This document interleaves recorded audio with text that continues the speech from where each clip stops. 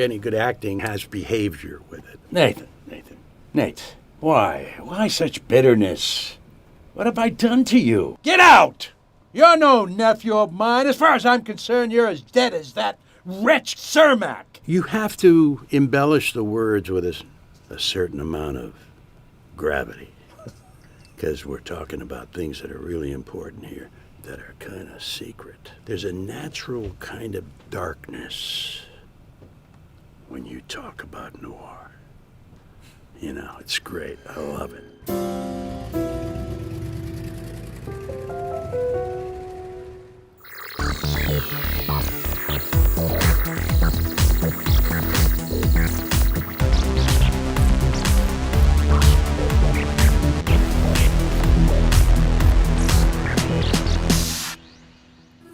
Here I am, Laser Bob, in 1987, coming right at you with some laser discs, and here I am in 2026 coming at you with some more discs that aren't laser. Oh, but they are laser. They're just different formats. Oh, wait, kind of different, better resolution.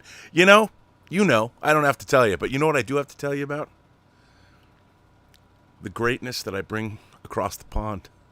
The man you think about when you dream, when you don't even know you're dreaming. You think about this man. You think about the dulcet tones of his accent.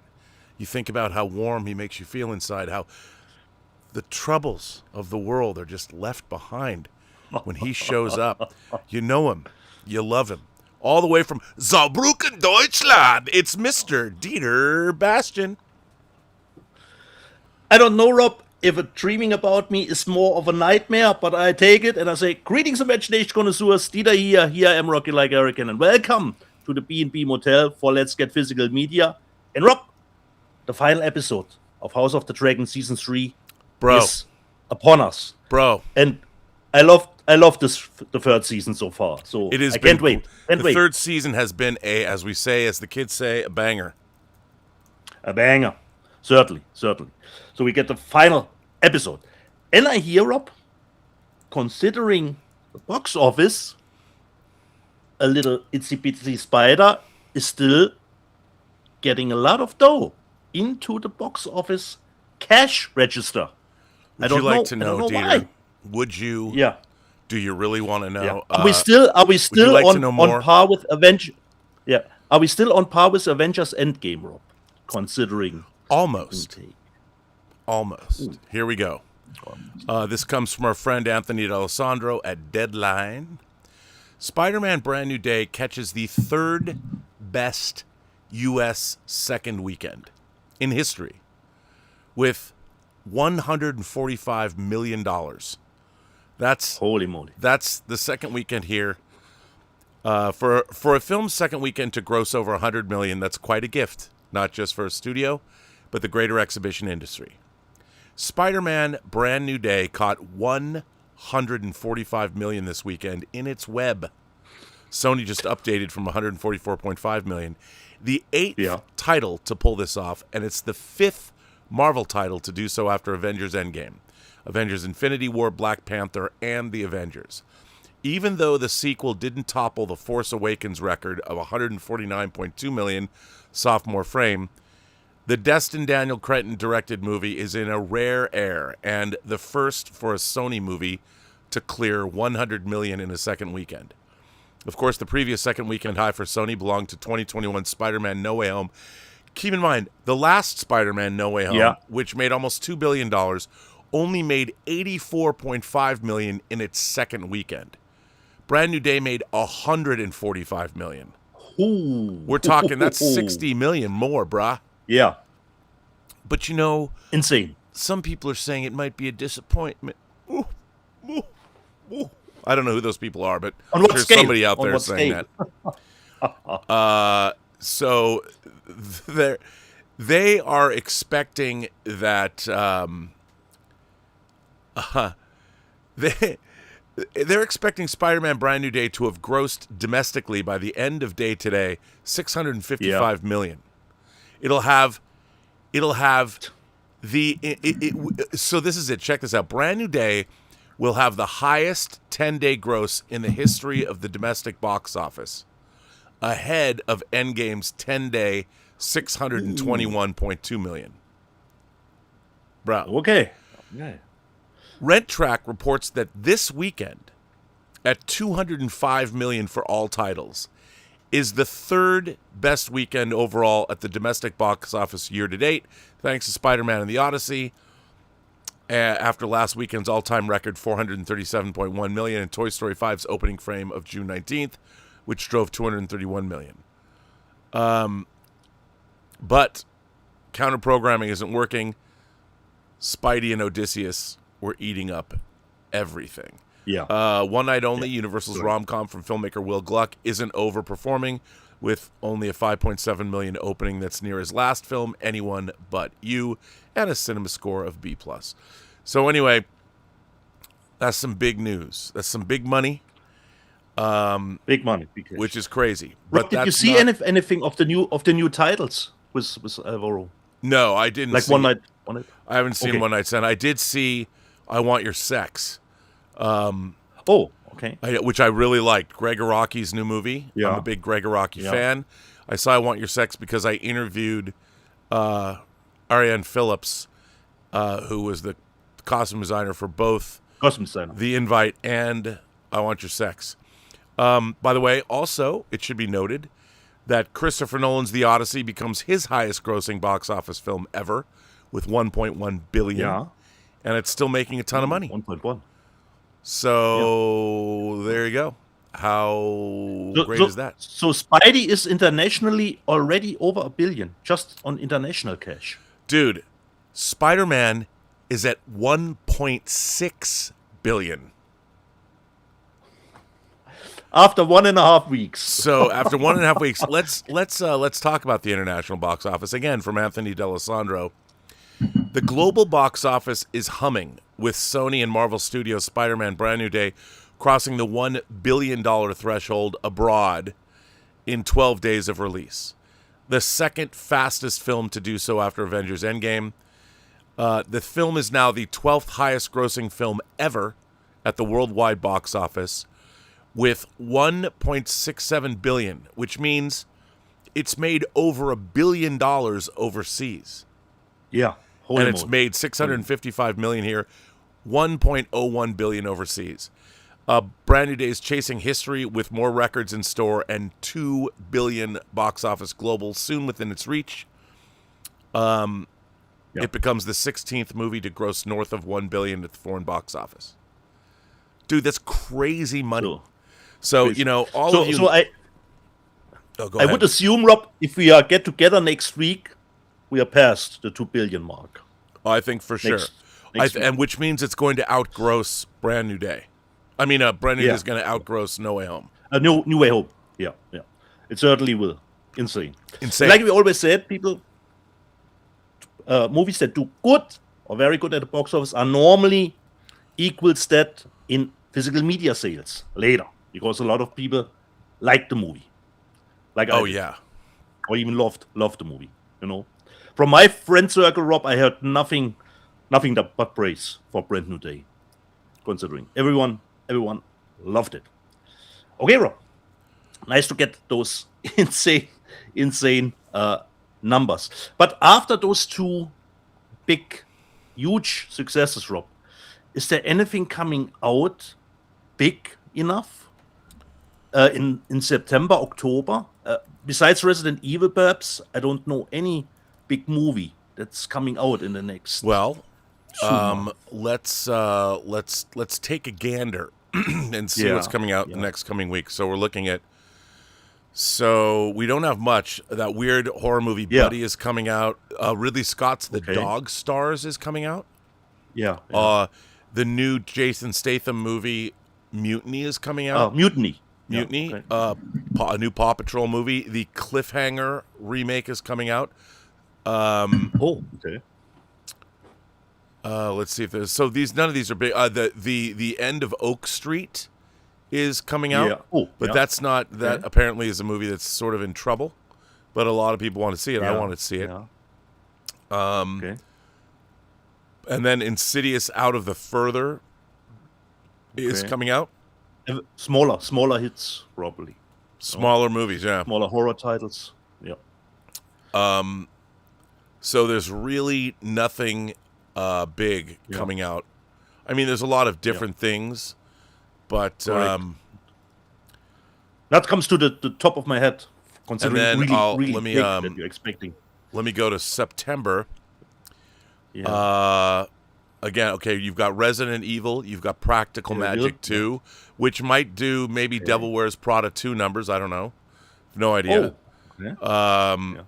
You've got Fall 2, which looks actually quite good. Oh, really looking forward to that one. Forgotten Island, which John saw, a lot of people saw at CinemaCon. That's coming out. And then you got Prime Time with our Pats coming out. You know what else comes out is Avengers Endgame comes out. Encore. So another Encore. Movie coming out. But the not Massacre in the Margarita, which I want to see. And I'll tell you, Your Mother, which looks really good, is coming out. The movie that I most want to see is of course Hope, from the director of The Wailing. So So I don't see. There's a lot of really interesting movies coming out, but nothing. Not any blockbuster. But I do think that insane. I do think the Spider-Man. I think Avengers Endgame Encore is going to get a bump at the theater because of this. Yeah. And what a way to go into Doomsday. Yeah. So that's very exciting. Rob, on stuff that I have seen, I know you were not big on this one, but considering, Rob, that I have seen The Bay and The Devil's Mouth, actually the Rennie Harlin one, Deep Water, was pretty decent. At least it had, for me, a great first half, Rob, with the plane crash. I thought the plane crash was great, but everything after the plane crash was a little bit more mediocre stuff. But I thought the plane crash was really, really nicely done. So a first good half, a second mediocre half. And Rob, if you would have seen the other shark movies that I have, well, that is actually pretty decent. A movie that I quite enjoyed. Actually, I just heard good things about it, but I didn't know it was based on a true story. Was Dead Man's Wire from Gus Van Sant. Really nice with the 70s aesthetics, and the movie doesn't open with a slogan that would say it based on true events. So I wasn't actually sure, is this based on? It looks like it has a little bit of documentary feeling to it. And then at the end credits, you get real live footage from back in the day. So it's actually based on real life events. And Bill Skarsgård is once again knocking it out of the park. Really, really nicely done here. Dead Man's Wire, didn't know about the story. Nicely 70s aesthetics with a radio DJ played by Coleman Domingo. So really nicely done. Dead Man's Wire, I can recommend. But unfortunately, no extras on this one. And this is really a movie that actually I think would benefit from some extras or behind the scenes stuff of perhaps the real event from back in the day. So this was the stuff that I have seen. The other stuff that I have seen is part of the physical media hall. And if you want, Rob, I can start, even if I have not that many stuff to show. Why don't you start, son? Okay. Show us what you Rob, got. The first one I know was not that thrilling. Got it yesterday. But at least the steelbook is nice. So I got Mortal Kombat 2.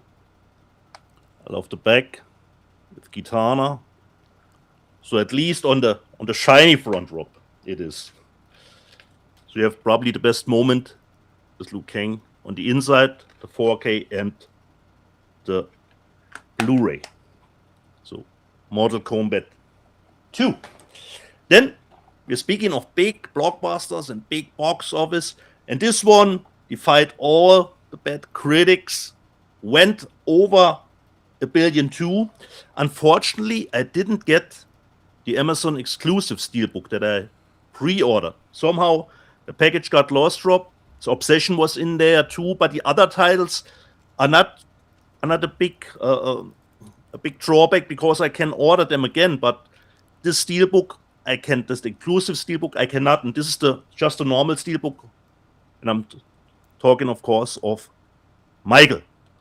So this is the mostly known steelbook. I really enjoyed it.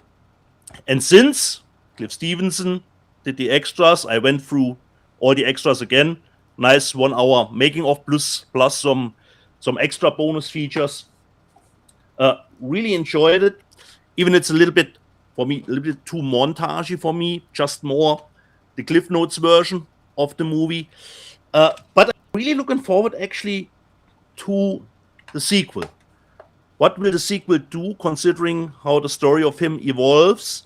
And we have still enough songs to go through since we stopped with Bad.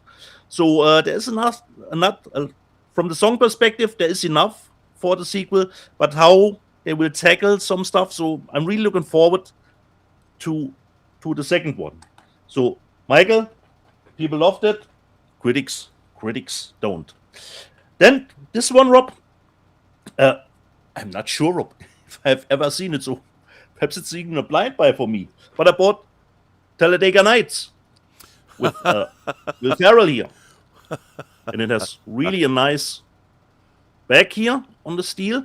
And it has 2 versions of the movie. They are both featured on a Blu-ray here. And I'm assuming the 4K is done per seamless branching with the 2 versions, but I'm not exactly sure. I haven't checked it yet. So, but actually, I think I've never seen this movie. So this is actually a blind buy for me.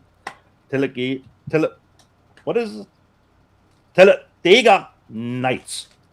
So, from Sony. And Rob, before we started the show, you said you got a German shipping notice about 2 titles. Guess who has those titles here? No. The show. Why you gotta harsh my mellow? Why you gotta harsh my mellow? What should I do? That's the most best thing I can do. Having stuff before You're gonna you hate for that once. movie, by the way. You're gonna hate that movie. Probably yes. Probably You'll yes, hate it. Rob. Probably yes, Rob. Hate. But I'm trying to, close the gaps with Andrei Tarkovsky's Stalker. So this is the 4K. Have you looked at that transfer yet? No, not yet, Rob. I got it on Friday, I believe. I got the package. So it comes with, of course, the media book part. And like Rob says, I'm preparing myself to perhaps saying, Dude, that not movie's for the like watching deeds. paint dry. Yeah. So But I love it. I will try to get in the specific mood for it. And I can only hope, Rob, that you're happy with the transfer. I've not seen it yet, so I can't talk about Yeah, I that mean that's the well. You said it specifically. was the You said it was spotty. That company was spotty. I'm not. I have no specific take on that company, Rob, when it comes to transfers. Especially now 4K transfers. I don't think they have much done before that. So I'm really looking forward that they probably, as Rob says, Germany has good quality. I hope they came through for us. So this is the first. And of course, the other one is the one that I got, Rob, the remake, the German media book, because it's one of those titles, considering the remake, that it's not available everywhere. But this is the original one from Andre Solaris. And no matter the transfer, at least the media books are really nice, I believe. Those are tasty. Yeah, tasty, especially the disc look tasty here. So Blu-ray and the 4K, and of course the media book part here too.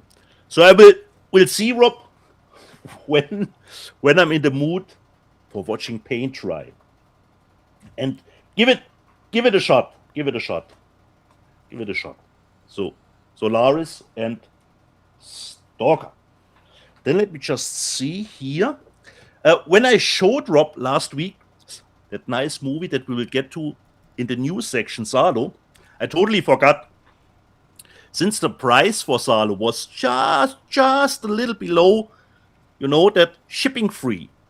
And I went through the shop and looked, what can I put into the basket for not paying the shipping? I can order a title. And I ordered a title, which only was €9, so really on the cheap side. And I looked up and found out, okay, I already own the title, but at least better than shipping cost, okay? The title is called Last Girl Standing, but I don't have that cover. I have the title with a different cover. And I even went through a little bit of my reviews and didn't rank it that high. It's about a girl who survives, considering the slasher, the final girl. She survives that ordeal, and it's the stuff that follows after that. So a little bit of different take on the genre. So I forgot to show this last week, considering SALO, this was just, a purchase for not paying the shipping cost. And this one I've gotten, I think, with a different package. This is a film from Brazil. Not seen it, blind buy. It's just called Skull. So this is a nice looking media book. And look at the limited number, Rob. I almost gotten it to the last one. 332 to 333. So almost the last. So as far as I know, this is from Brazil. Chunky here. But totally cat in the bag for me. Hopefully decent enough. Skull. Okay. Rob, I give it over to you. I have one left, but that's the big one. I will save it a little bit for the last title. Well, I will show you. I haven't bought one of these in a long time. Got some vinyl for you, buddy. Would you like to see the vinyl I got? Yeah, certainly. Oh, yeah. Yeah. Brand new from Interscope Records. Wang Chung score for To Live and Die in L.A. It is a double album. Do you see that? This is a brand new release, Rob. Brand new. You know, when Interscope Records was deciding what they should release, I'm sure one of their executives said, that Rob Burnett out there, if we put this out for whatever reason, I mean, the movie came out 46 years ago or 41 years ago. I mean, Rob Burnett will be out there talking about our record, so we should release it. So I'm going to take complete credit for this coming out. Now, why is this so badass, you may ask?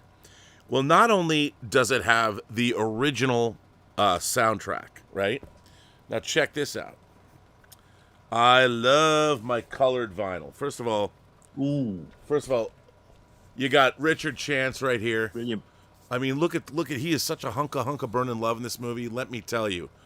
And then we got this. And where's the douchey douche? Is the douchey douche on there too? Well, hang on, hold on. And then you got to see this. Look at this, bro. Yeah. Ooh, colored vinyl. It's all staticky. Look at that. Nice. Nicely done. I mean, is that not the greatest thing ever? I don't like the fact, that it doesn't come with another protector, but what can you do? If it was Japanese, it would, but this is not Japanese. So, and then the second disc, of course, Rick Masters is on the street and still printing dirty paper, and same color. So same color. But let me tell you, man. You know what? You live long enough, you don't become the villain. You rebuy soundtrack albums on vinyl that you bought 40 years ago, but they're better, and they're heavier gauge vinyl. So, look at that. And while this probably will only be a display piece, I might end up, having to buy a turntable just to play it. Yeah, because I have a lot of records. I have a lot of new vinyl. Some stuff, Rob, we don't play. We just own. It's true. Like SALO now. Then I got a package from the Vixter, all the way from London. Ooh. Unexpected. And this is a British movie, an 18 certificate, called Waste Man. And it stars David Johansen, our new Black Panther. Don't know anything about this movie, you know. It's not a cat in the bag. It is a cat in the bag, but I didn't buy it. I want to thank the Vixter for sending this to me from Europe. Love getting boxes from Europe.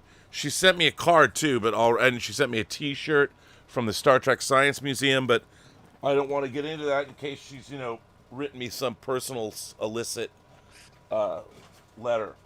Hang on. See, I'm dropping a bunch of stuff here. Hang on. Yeah. God damn it. You know what? I'll come back to this. I'll come back to these. Okay. Let me come back to this I will continue. Oh, God. Dude, I got to clean up back here. Got a vinegar syndrome order. I got a vinegar syndrome order. Ooh. Yes. And look at, first of all, if you will notice, Vinegar Syndrome made sleeves available for their cinematograph boxes. Oh. So, how cool is that? So, and they fit really nice. So, I love my sleeves for my 4Ks. So, if I can, I guess I can't pop this one out. But anyway, this is the movie 54 about Mike Myers playing Steve Rebell, the New York club impresario.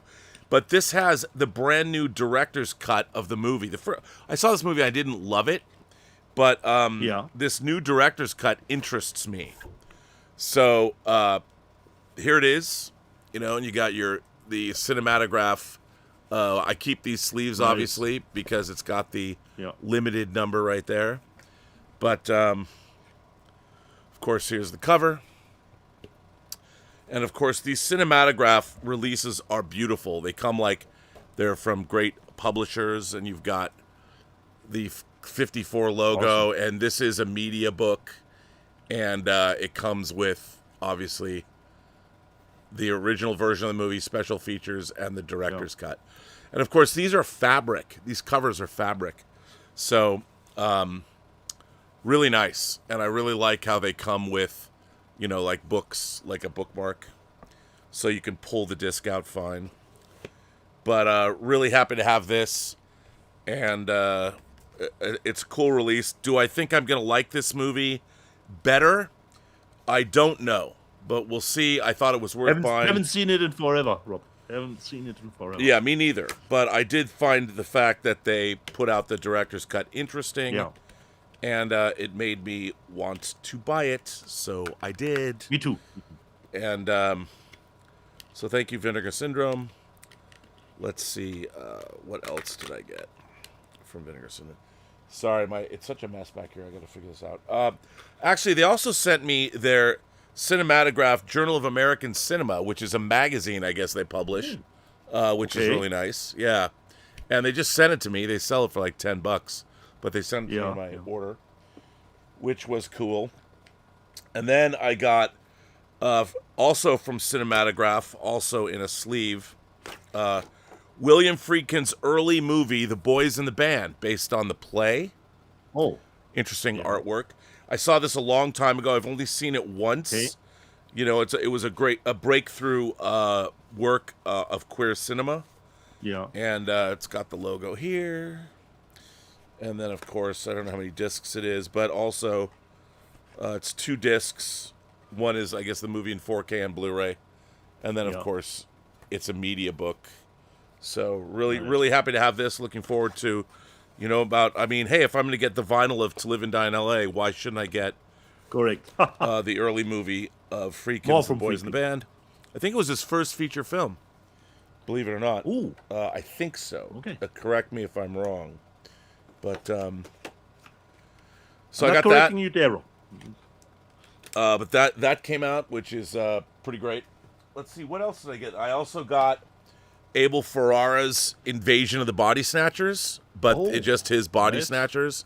And then also it has slipcase version, and it's got a booklet on the making of the film, and of course the reversible sleeve with the original artwork.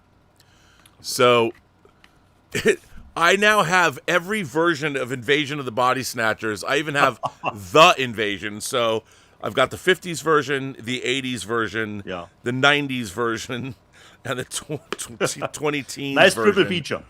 So yeah, there you go. I can watch all of them. So that's good. Then I did get the rest of the films of Hisayasu Sato. So now I have all of the box sets. The other one was the yellow one. Correct. Okay. Yep. And then I've got their different colors. Is it 4 now?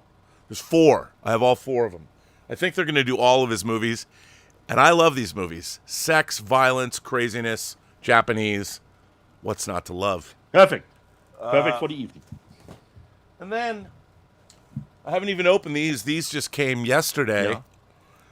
Name of the Rose from Second Sight. Oh, nice. And Dead Man's Shoes. I've never even seen this, but I watched the trailer for it.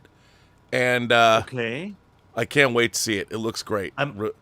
But this, Second Sight. I'm thinking I'm having this movie, but not as a Second Sight release.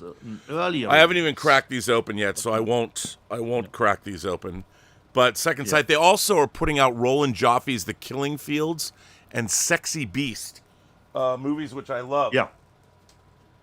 And now I have to show you something that I watched last night. I think you already showed this. Maybe you didn't. I don't remember. Okay. From Lionsgate Limited, Kill Bill.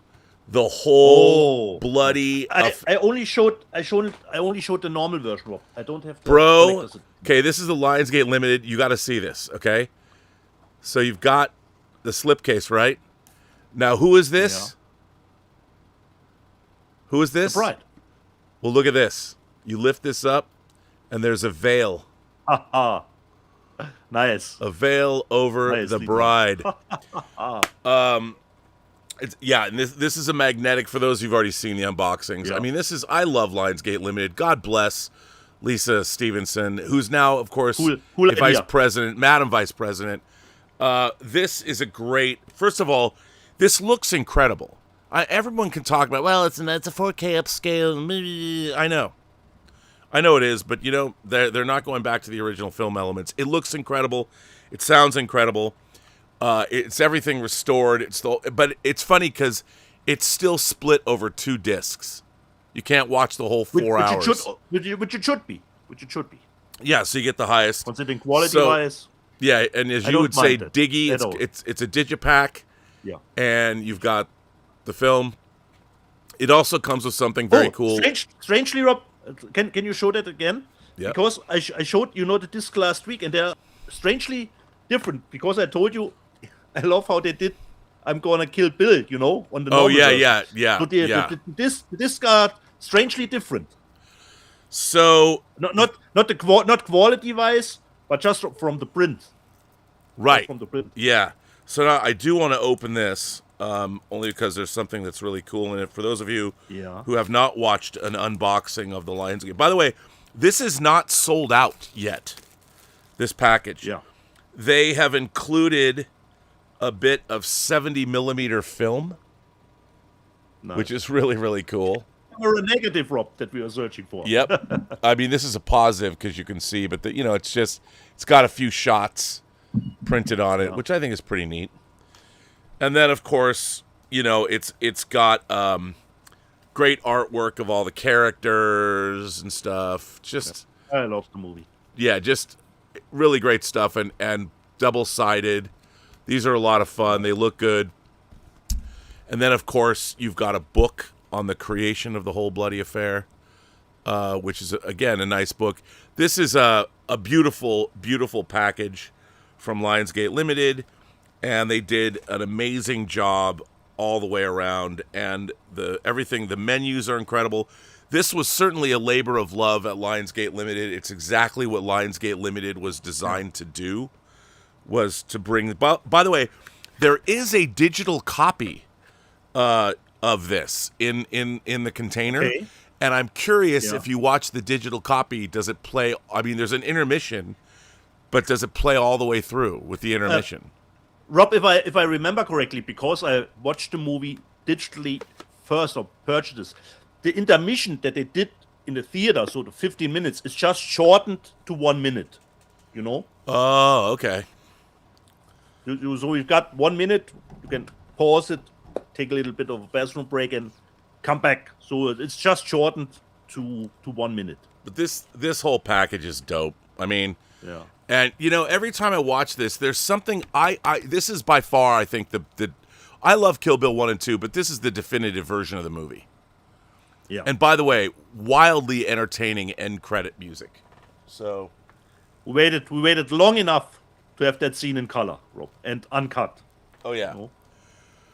So why don't we just leave it there? I'll come back and I will show the other ones later. Yeah. But call that half the haul. I would say it's a very respectable haul. Ooh. I only got one left to show, Rob. But it's All right. It's a big one. That's because what she said. because it's only out in its home country, and it doesn't even have English subtitles, but I couldn't pass on it. And I'm talking, of course, about the anime of Demon Slayer, Kimetsu no Yaiba, Infinity Castle. And if you remember, I showed the Mugen Train edition that I got. And the Mugen Train edition strangely had English subtitles, but this one unfortunately not. But luckily, the movie is a visual feast, and since I know the story, I watched it without any understanding anything, and at least can totally immerse myself into the visuals. So this is the box set. There are, of course, different variations, just a normal Blu-ray, and it's not a 4K, just a Blu-ray. So now I will try to get it open, Rob, because I love that the Japanese always, like you showed, have always a little bit of protective sleeves around them. So I've got the first one to open. So I will not put it out completely. And then comes the inside out, which is, again, packaged separately. So this is just the outer shelf here. I will try to leave the cellophane on because it's tough to get back in. So this is actually Digiden. And this is, once again, wrapped in cellophane. And here we have the Digi and a book for the movie. There's probably some Japanese notes, some character designs probably. So nothing from the get-go I can read, but I own. And then we get, of course, into the heart of the matter, the Digi. And what is great about it, for the fans of the series and who know the movie, there's a lot of stuff here, extras here, little notice. On the back, you have the big 3 confrontations. Wow, for the that's movie. beautiful. So you have the 3 big confrontations, and this is a 4-disc set. So we've got the Blu-ray for the movie, the Blu-ray with special features, and I think there are 2 CDs probably featuring the soundtrack for it. So we got this nice inside, and every back features one of those 3 big confrontations that are in the movie. And I can wait for the sequel, which should come out hopefully next week. And the only drawback, I read a great review, just as a movie, it doesn't work if you have not seen the show or the series, because it immediately picks up after the last season 4 or 5 it was. So if you have not seen the show, diving into Infinity Castle, because now it's a movie, not a show anymore, I cannot recommend doing that, because you don't know the ins and outs about the characters. So just as a movie itself, I would say it's not really working if you don't have the background considering the series. But luckily enough have, because as an anime, I think it's the most successful, just not as an animation, sondern as an anime. And I can't wait for the second part, because they will finish up the Demon Slayer with the 3 movies, as I told Rob. And this was all new stuff which not got put out later as a series continuation. So they're just doing 3 movies, and considering the visual quality, that is certainly an uptick against the series. It has so many epic moments in it. So I'm really happy to have this. And there's one big plus on the set, considering the streaming versions that are out now too. This has a 5.1 track. The streaming versions are only stereo. So considering sound-wise and picture quality-wise, this is certainly the better option. But, like I said, it does not have English subtitles. So I would have needed Max's son Nathan to fill me in. What are they saying? You know? And hopefully we will get a later edition somewhere down the road with actually having subtitles to understand it. But as far as this release goes, until today, I'm really happy to have it. Demon Slayer, Kimetsu no Yaiba, Infinity Castle, Part 1. Which luckily Rob could report to all the Versus people, don't have no knowledge. This is all new content which will not be put out as a series, because they finished the series with 3 movies. And considering the budget of the movie was 20 million and it made 800 worldwide, I think that's a big plus. So this was my last and big one. And it's always nice, Rob. I ordered it on eBay.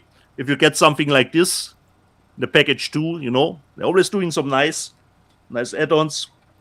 A big thank you note I got for purchasing it. So for me, this was the big one for this week. It's always good to get a big one. Yeah, certainly.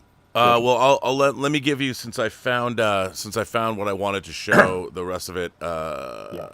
We have 4 really good, I would say, Kino Lorber.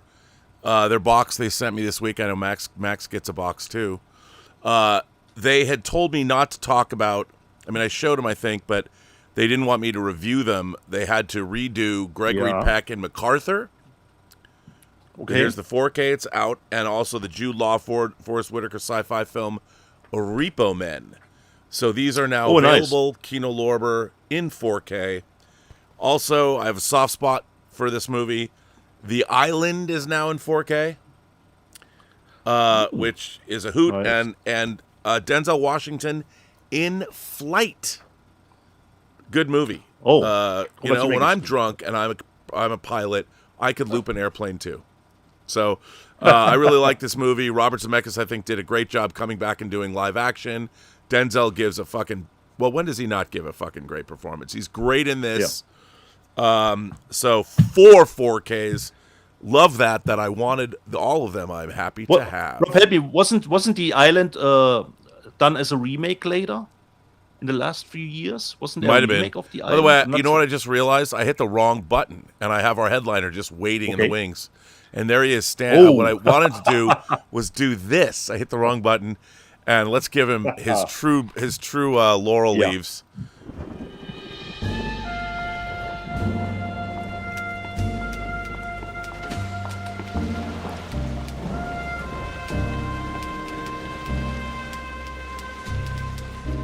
Ladies and gentlemen, boys and girls, Mr. Max Allen Collins. Max, opening the C-Wing, how are you, sir? I'm good. Can we do our little test now? Can you hear me all right? Yes, we can. Okay. Well, my wife Barb and I went out to the movies this week. Oh, you did you? And we saw the entry in the franchise that is everybody's favorite franchise, the sequel we've all been waiting for. Super Troopers 3. Nicely done, Max. Nicely done. I was thinking which sequel other than Brand New Day is out. And I forgot Super Troopers 3. You know, you can like the franchises you like, and I'll like the franchises I like. And I will admit to you, not a great movie, Okay. but incredibly entertaining.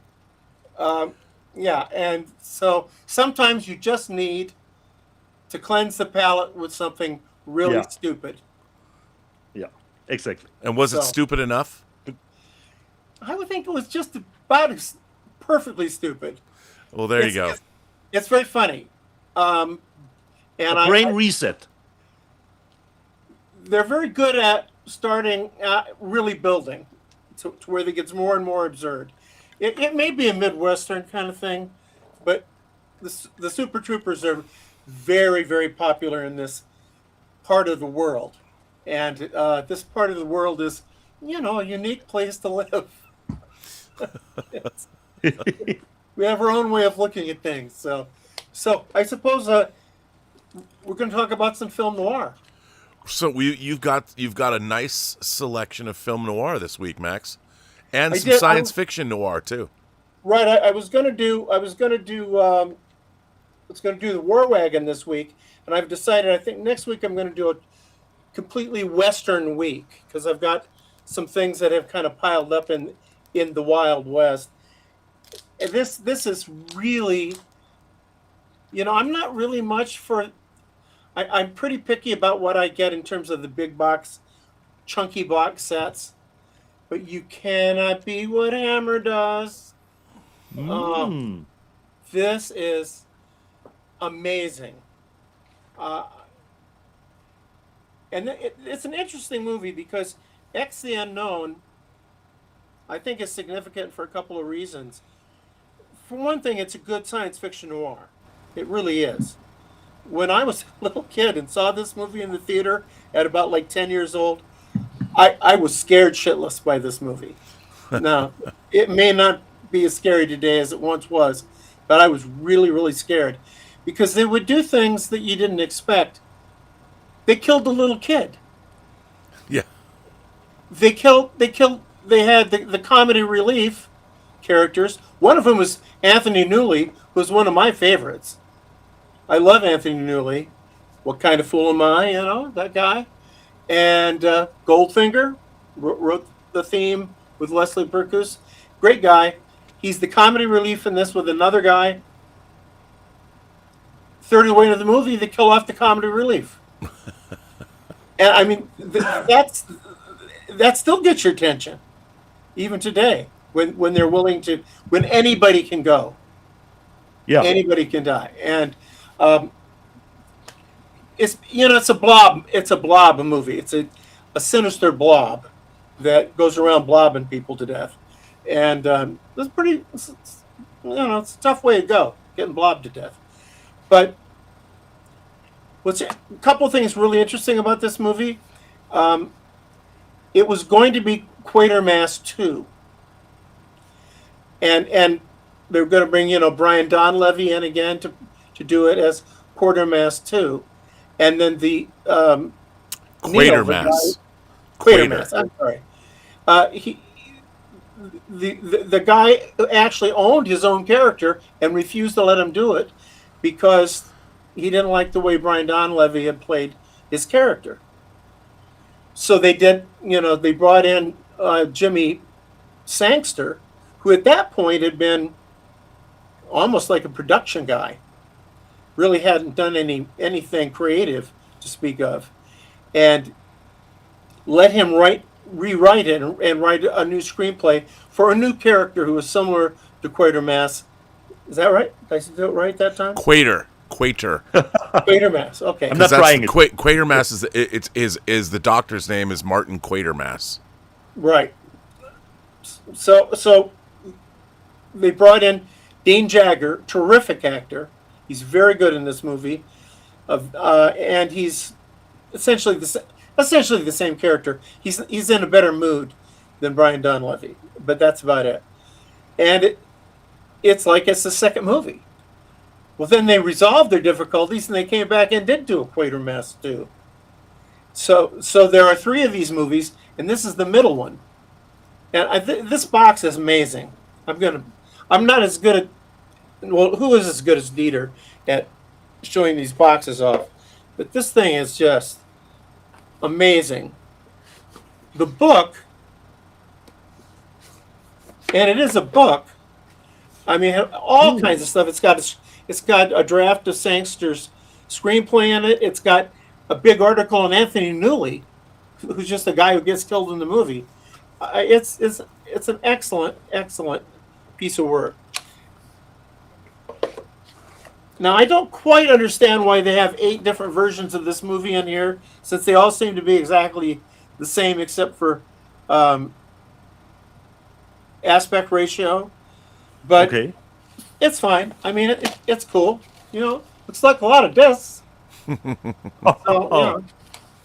And it has the lobby cards and it has a poster. It's a fabulous box set if you're a fan of these movies and this kind of movie. Now Sangster is really a key Hammer guy, because he's the next thing he's going to do basically is Curse of Frankenstein and Horror of Dracula. So he's a major player at Hammer, and this is really his entree into, and this is a horror movie in addition to being a noir and a science fiction film. Anyway, highly recommend it.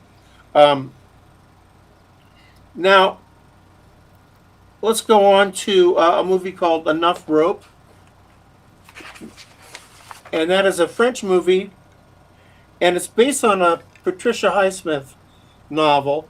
And Patricia Highsmith is really kind of an interesting character because she wrote Strangers on a Train, the Hitchcock movie, and she created the character, the Ripley character, who's in The Talented Mr. Ripley and Purple Noon, and just quite a talented author. And a book of hers, and it's somewhat similar to Strangers on a Train. This is that kind of story. Big, all-star cast. Multiple European countries are involved in this. It isn't strictly French. It's mostly a French picture. Gert Frobe, Goldfinger, is a major character here, and it's very twisty, very turny. I think this has been out a little while, but this is something that you can pick up at Kino on their various sales. You know, like their treasure chest sale will have this from time to time, and I think it's routinely marked down to about $10. So this is a good one, really good one. Robert Hussein is an actor that I started to really like. Are you familiar with him, guys? I don't know. There's this incredibly funny thing that just comes out of nowhere. He's being kind of a straight inspector. He's looking into this. You can tell he's a little bit tougher, maybe than the average cop. And about midway through, he starts going off on some of these people, like just slapping them around and getting out of control. And then, which I found very entertaining. And then there's a sequence where the suspect leaves, and Hussein is alone in the interrogation room, and he starts acting out his just with glee, acting out what his next question is going to be, and we'll sit down in the chair where the suspect would have been, and just this goofy thing where he's just rehearsing his next interrogation. Very entertaining, very entertaining. And Gert Frobe is really creepy in this thing. I don't know if anybody can wear those kind of thick lens glasses any better than Gert Frobe. He looks really screwy. So this is a good one to pick up on one of the Kino sales. This is a French movie called Without Apparent Motive. Now, this I got from Vinegar Syndrome. This is on their current batch of stuff. And it's based on an Ed McBain novel. Now, Ed McBain is a pen name of Evan Hunter, who had written Blackboard Jungle, for example. And there's a movie that's just been released recently, which I probably will review here in a week or two. That is, it's called Last Summer. It's a Warner Archive release. Has Barbara Hershey in it. Hunter was a very versatile novelist, and he created the 87th Precinct. And of course, the 87th Precinct, one of those books was based on Kurosawa, based his High and Low on that. And then, of course, Evan Hunter also did the screenplay for Hitchcock's The Birds. This is a major player. And this is I think this may be, next to the Kurosawa film, this may be the best 87th Precinct film. And I think there's about 10 of them by different. There's some TV movies. There's a movie called Fuzz that had Burt Reynolds in it. But this is really, really good. And it's pretty much all-star also. It has Dominique Sandra, Stephanie Audran, incredibly beautiful women, and Jean-Louis Trintignant. And he's also a very interesting cop character because he's always washing his hands.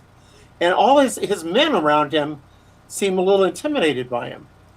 And he hardly speaks to them. And they'll say things to him like, "Why don't you ever speak to us?" And he just looks at it and walks away. And it's fascinating. And there's a point where one of them comes up and says, "Why are you always washing your hands? Can I ask you that? Can I ask you? Why you're washing your hands all the time?" He said, "You can ask me." And he walks away. So it's a really interesting, fun character, and it's a great mystery. A great mystery. And it's a serial killer mystery, too. There's a lot of, there's not a lot of, we're not talking about, Jason or something, but there's a bunch of people die in this. And you never know. You keep saying, "Why are you people outside all the time?" Because this sniper is shooting everybody outside. And you just know that something's going to happen. Anyway, this is a real good one to pick up from Vinegar Syndrome. Now, I'm just trying to read the Roman numerals. I think this is Film Noir, The Dark Side of Cinema, Volume 27. I mean, we're getting it, and there's always 3 in every box. This is really interesting, and it's really for a certain kind of film buff, because now I don't know who else but a film buff would get, the 27th volume of The Dark Side of Cinema. But definitely, this is a look at Republic Studios.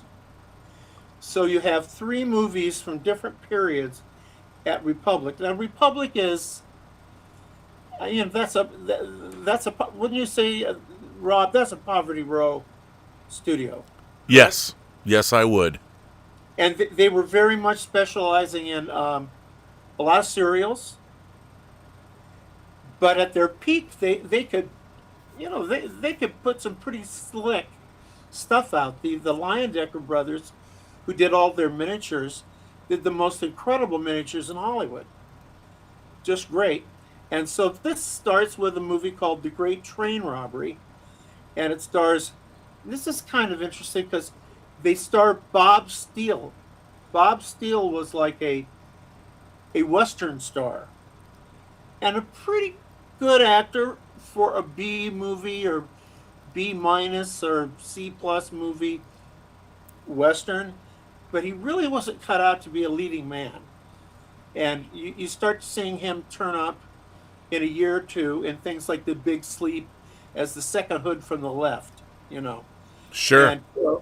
Uh, he they've given him the lead here, and then Milburn Stone, who went on to play Doc on Gunsmoke for a million years. He was a guy that was kind of a utility player at a bunch of these studios. Universal would use him. He's almost always the second or third guy, the second or third lead. And he's in this. And it looks like a real movie. I mean, I was looking at this, a lot of location work, and this incredible,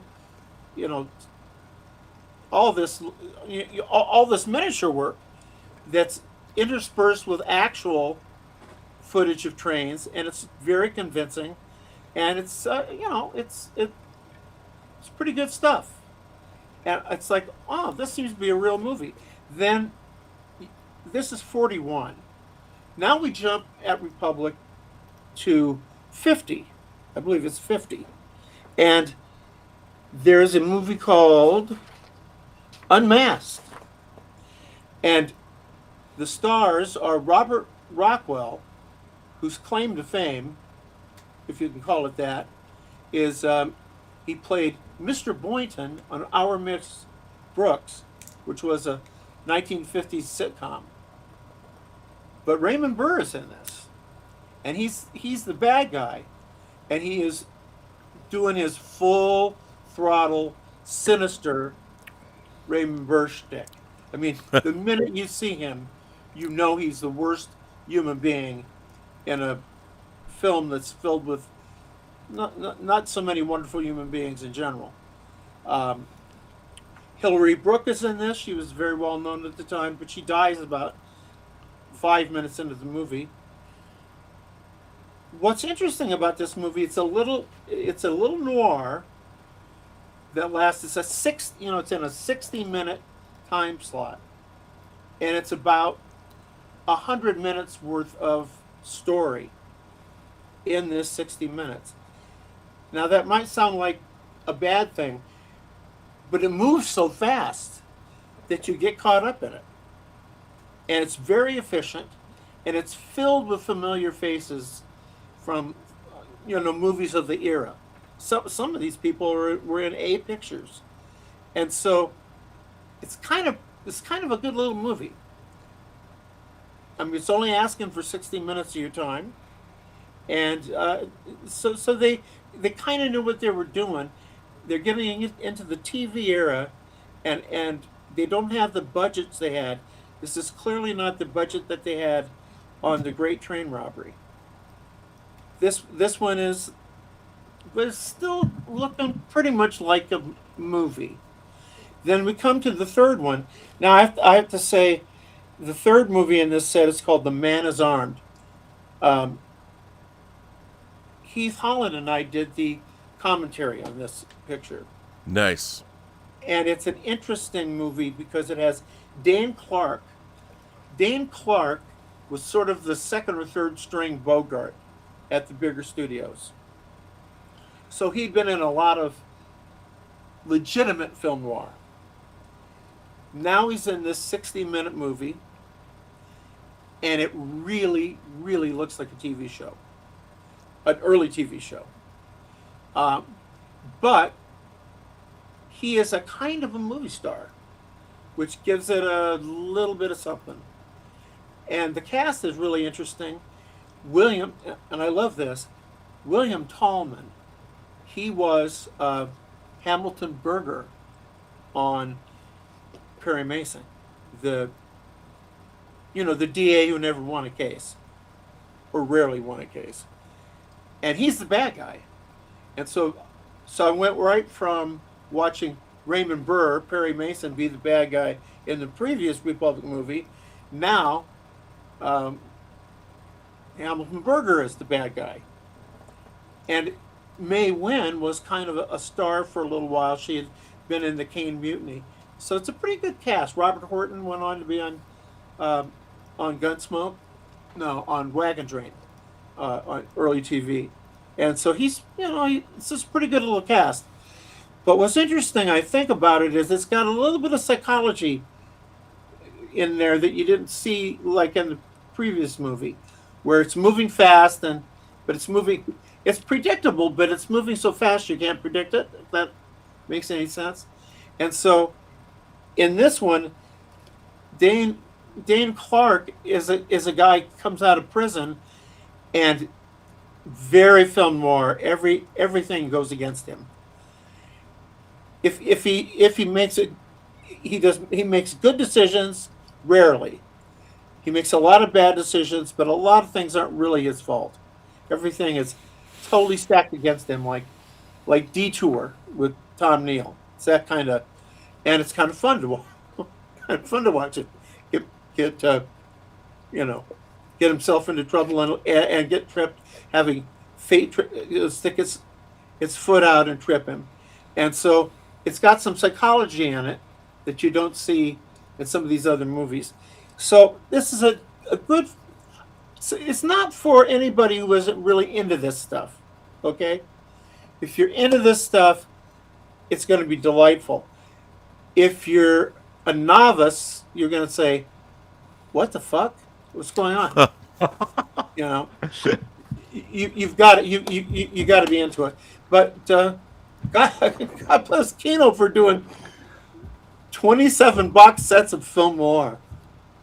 I mean, so a higher difficulty level on the noir side on that box set. Pardon me?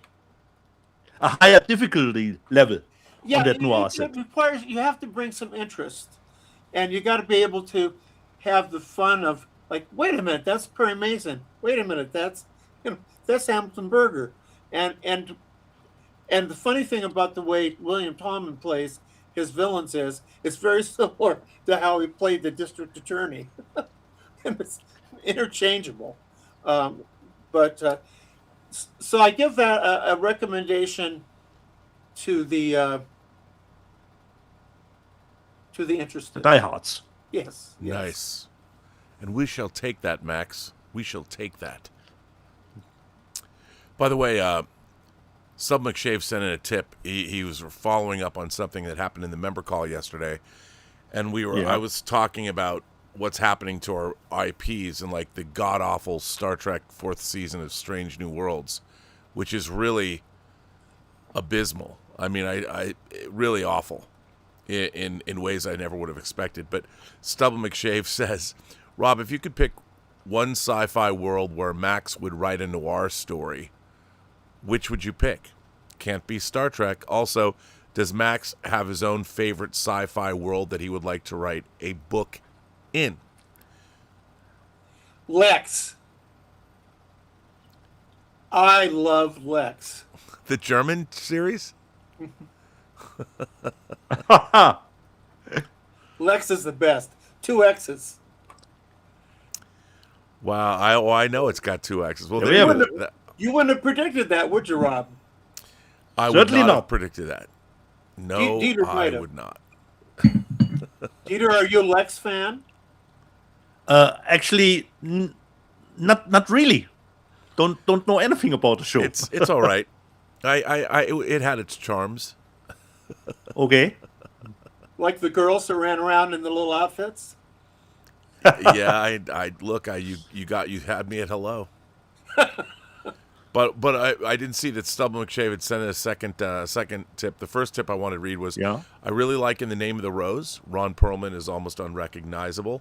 When I got the Blu-ray a few years ago, the audio was compromised. By the way, nice member call yesterday. I thought the term creative inbreeding really says it all for some legacy IPs. And we were talking about the fact that this year on Strange New Worlds, you had your Jurassic Park episode, which was number 1. You had your Event Horizon episode, which was number 2. And this week's episode was The Hangover. They literally go to a planet whose atmosphere gets you high or drunk. And I have to say, where are the big ideas? Where's the Star Trek of it all? And Scott Mantz took me aside at the convention. I was at the 60th anniversary Star Trek LV in Vegas, and Scott Mantz found me and took me aside and said, I got some review copies, and I watched episode 5, which is the Muppet episode. And he shook his head and he said, I've never seen anything so horrific in my life. and he's it's just amazing that with all the money they have to spend on Star Trek, where you don't have writers that can write science fiction or Star Trek, and now they're just ripping off vague plots from other movies. It's so sad to see where we are when it comes to Star Trek. So anyway, so that's what Stubble had to say. The real Thomas Logan says, now that Dieter Bastian has seen Salo and graded it 3 out of 10, what grade shall we expect him to give Lolita, Putney Swope, Solaris, Stalker, and Satan Tango? Probably the same. Yeah, because you're going to love Bellatar, man. You got to get that Curzon box set, bro. I know I am. Yeah. Wait, did you see Salo? Oh, you did see Salo. Yeah, I showed it last week. Right? Last week. Oh. Yeah. But it's. I understand why you graded it 3 out of 10. It's not for everyone. But I don't think it's fair. I don't think it's fair that Thomas Logan would compare Salo to Putney Swope, because Putney Swope is wild. You would love Putney Swope, and you might love Lolita. Is hilariously funny, and if you are talking about the original, Claire Quilty, played by Peter Sellers, is amazing, and Solaris is very different than Stalker, and I think you'll quite like Solaris. I don't think you're going to like Stalker. Okay. We'll see about it. I'll get back to you as soon as I have seen those movies. Satan Tango is I don't know if I'm pronouncing that right, but that's a whole different kettle of fish. So, but I have it, Rob. But I have it. Somebody you should come along. I have the movie. So hey, Max, that ends our super chats for the show. Okay. So there you go, great. Lex, I did not expect you to give me Lex. Yeah, I love Lex. Yeah. 8-Bit Site says, dude, this season of Silo is really picking up steam. Haven't started it yet. And Paul Bernardo says, gentlemen, just ordered the Hitchcock Ultimate 4K box set collection on Amazon for only $84, as his birthday is on August 13th. What a great deal. Well, there you go. The Ultimate 4K collection. So, Rob, what is your favorite Hitchcock movie? Rear Window. Rear Window is Dieter? my favorite, followed up by Vertigo. No. Dieter? Rear Window is certainly up there, but I would have to give them a rewatch to really. But I also I also love The Lady Vanishes. Yeah. Love The Lady Vanishes. And of course, I love To Catch a Thief, and I love North by Northwest. But I think if I could have any fictional character made flesh, and I could spend the rest of my life with her, it would be Grace Kelly's character from Rear Window. I love her character so much. I love everything about her. I'm a Vertigo man. Yeah. I mean, Vertigo's an incredible movie. I just don't think. I think that Rear Window is more populist entertainment. Vertigo is more like me. Like I watch Vertigo. I've watched Vertigo more by myself, but I've seen Rear Window with other people. Rear Window kind of straddles the two. It straddles the North by Northwest and the Vertigo. I mean, it's both serious and fun. Mystery. Yeah. So I can see that. It's hard to imagine a more perfect entertainment than Rear Window. By the way, Raymond Burr again. Raymond Burr is a sinister bad guy. Yes. And by the way, in my poster sale that is ongoing, one of the posters that did not make it to the sale because I took it is an original Vertigo 40x60. That it's not the Soul Bass. It's got pictures of our main characters on the bottom. It's beautiful. And I'm going to have it linen backed and cleaned. Just saying. Well, Kim Novak does prints, and there's a lot of different. She's an artist, and she does a lot of different subjects, but she does. There is a Vertigo print that she's done, Yeah. painting, and it's quite lovely. And for one of my wife's birthdays, I wrote and asked her said, I want to buy this, but would you sign it to her specifically? And she did. That is very Mm. very exciting. I gotta say, I wanted to say something before we let you go, Max. Yeah. I had asked Max, I had an idea about the screenplay for True Noir dying in the post-war world. And I presented it to Max, and he got excited about it. And he wrote a new draft of the screenplay.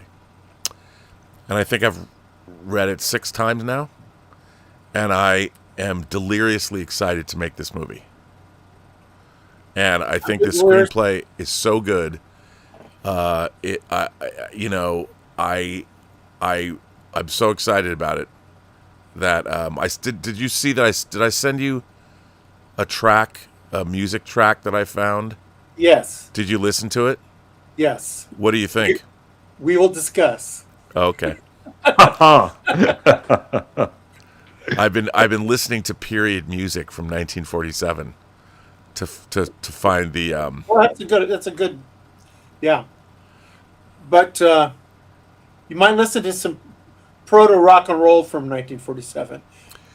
I Because have our protagonist sort of is basically a JD in, that era just is starting. right, but I mean this is our antagonist, and it's over the juxtaposition of the murder scene. I was thinking it over the opening credits as the hand and the lipstick are writing something on the mirror. That's where that piece of music would go, not where our detective. It's a temp trick, Max. It's a temp trick so far. We'll discuss. It's I got a whole playlist actually I've made, It but doesn't surprise me. it's great. I can't wait. Hopefully we'll have some news this week about that. Ooh, wouldn't that But be nice? very exciting, very exciting. That would be nice. And then 200 Watt Studio says Scott Mance is a great guy. He is a great guy. You'll never see a guy more excited about Star Trek. The fact that he shook his head about the Strange New Worlds puppet episode says something. Oh, he's always very polite, to everyone, but the proof's in the pudding. We take no pleasure in recognizing stuff that isn't good. So, Well, I've noticed that, and it kind of, I guess I understand this, but I've seen some of the people involved, the performers, who really seem to love what they're doing. no, the actors are having a blast. I think that it's a shame the cast is being squandered on such lame material. Yeah, Anson Mount is terrific. Terrific. He deserves way better. The way he's been written this season is just abysmal. But that's just, I won't get into it. Don't poke the bear, Max. Watch not- some Lex to cleanse your palate. Yeah, well, I will watch some Lex. I never thought Lex would be better than Star Trek, but you know what? Here we are. It is. Here we are. Well, gentlemen, thank you for having me. Thanks for being here. Yes, Thank- I've been a little under the weather, so I might not be as lively today as I sometimes am. But your information is great as always. Thank you. All right, Nice Your Guys. guys. writing is even better. Ha ha. Thank you. So, But we're still going to discuss. oh yeah, Discuss. sure. I wouldn't get in the way of, you're the one that was in a band. Yeah, but only 50 years. Yeah, I know. Max was in a rock band called Seduction of the Innocent. That's one of them. Yeah, Yeah. Bill Mumy. Oh. There's our science fiction connection. The late great Miguel Ferrer I know. and Chris Christensen and Steve Lealoha. Yeah, Steve, Great I know. cartoonist. Yeah, I'm sure you know Don. So, and there, a thing popped up on the internet from our first performance, like an audience recording of the first set or something. Wow. Yeah, so it's a little bone chilling to see yourself that many years ago. Yeah. Well, on that note, Max, we will let you, you guys. go. Ladies and gentlemen, the great Have a nice Sunday. Max Allen Collins. All right, be sure to check out Super Troopers 3. Do I need to know the first two? Yes, the first Well, one's real. It's It really, answers all the unanswered questions from 1 and 2. yeah. The Okay. first one is really. I love Super Troopers 1. So there you go. All right, Max. We will see you later. That was the great Max Allen Collins, ladies and gentlemen. Colin. So, Nice. I think we have some super chats left, Rob. oh, do we have Before more? you can I go thought I got into them all. Oh, into your second hole. well, I've got one. Richard Yeah. Richard Curtis says, I watched Once a Thief for the first time. Definitely not my favorite John Woo, but I was entertained for the most part. But Hong Kong humor is a little weird for me. Certainly. It certainly is. There's a lot of weird humor. Always, or often that part that they often cut out, from the Czechy stuff for the international versions. Right. Yeah. It's not traveling that well. No, definitely not. And then the real Thomas Logan said, predictions for Dieter Bastian's grades. Lolita gets a 5 out of 10. Putney Swope gets a 4 out of 10. Solaris gets a 3 out of 10. Stalker gets a 4 out of 10. Satan Tango gets a 0 out of 10. He stops watching after the first hour out of 7 hours. Roberto Suarez bought me that. It could be. Roberto Suarez bought me that Blu-ray. Yeah. So, yeah, you got to love Bellatar, man. A whole workday, 7 hours. Yeah, amazing. But I disagree with his ratings. Lolita is unbelievably entertaining, and so is Putney Swope. I think you'll like both of those movies, to be honest. So, Okay. but we shall see. We shall find out. See, yeah.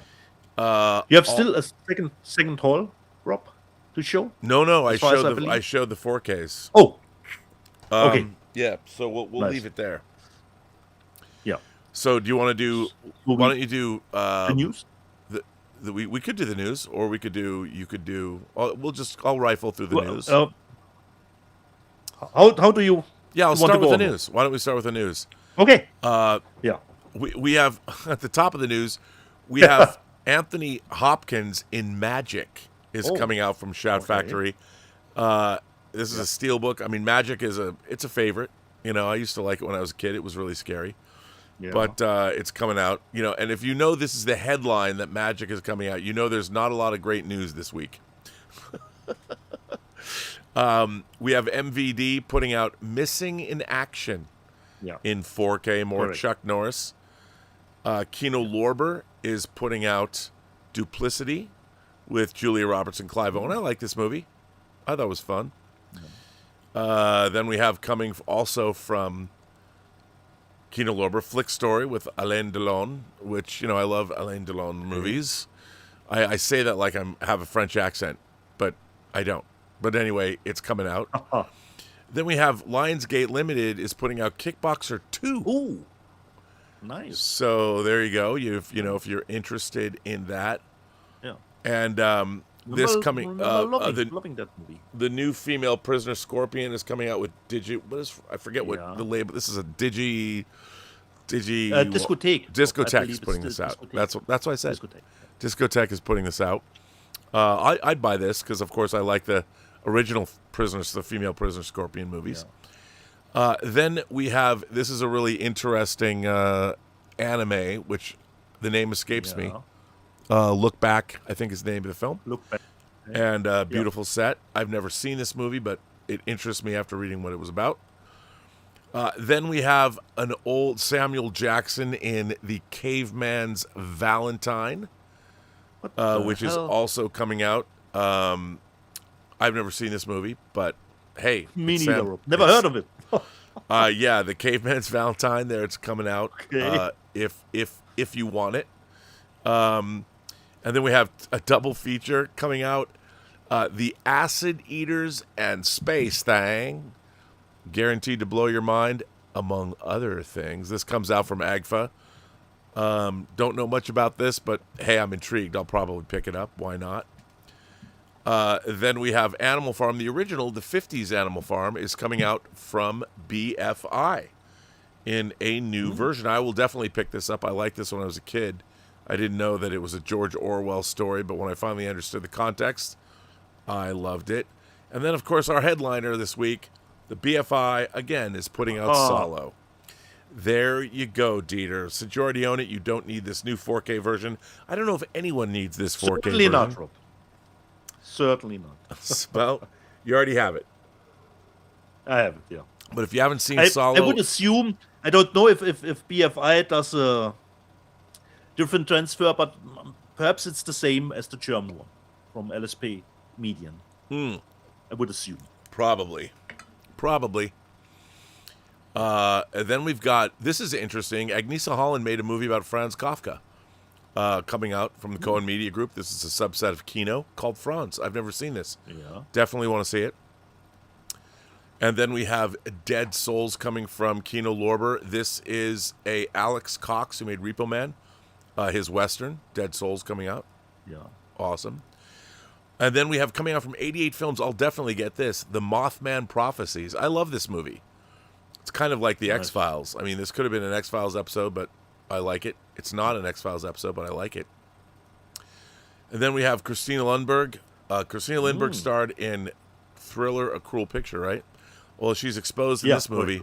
Yeah. And then we have, now I think I have to buy this for 1001 Johnny. It's a 60th anniversary Ultraman box set. What's not to love? Why not? Don't know. You could get it if you want. And then we have, this is Repo coming out from Lionsgate Limited. Repo, the Genetic Opera. Darren Bousman's cult film. Kind of a modern, some people call it the modern Rocky Horror, but Repo, the Genetic Opera is coming out. I know there's a big cult fan base for this. So that's coming out. BFI is also putting out The Rose of Nevada with Callum Turner. Don't know anything about it, but hey, it's coming out. And then you have this independent movie, The Sword of Trust. Mark Maron's in this. And again, don't know much about this either. As you can see, these are all kind of obscure. The Hostel box set, I will buy this. I will admit it. I like Eli Roth's. I think Hostel 2 is my favorite. But the Hostel box set... Mine too, Rob. I actually like the sequel way more than the first one. Yeah, I do too. There's a lot more to it. Yeah. And the steelbooks are really, really nice, I have to say. Yeah, they really are nice. Definitely going to get this. Tuner. I really wanted to see this movie. Everybody who's seen this told me this movie is great. I didn't get to see it in the theater, but I really want to see it. And unfortunately, didn't get to see it in the theater. Then this is a Australian film. Stacy lives in Paradise, and Paradise is in big trouble. Goodbye, Paradise, an Australian cult thriller. Vinegar Syndrome is putting out Of Unknown Origin. Peter Weller fights a very smart rat in this movie. I saw this once. Oh, correct. Maybe I'll pick this up. I haven't seen this for ages. They've also got Ice Cream Man. I have to check, Rob, what the German title was of Unknown Origin. You go on, Rob. Probably The Giant Rat Bites, or something like that. No, it was actually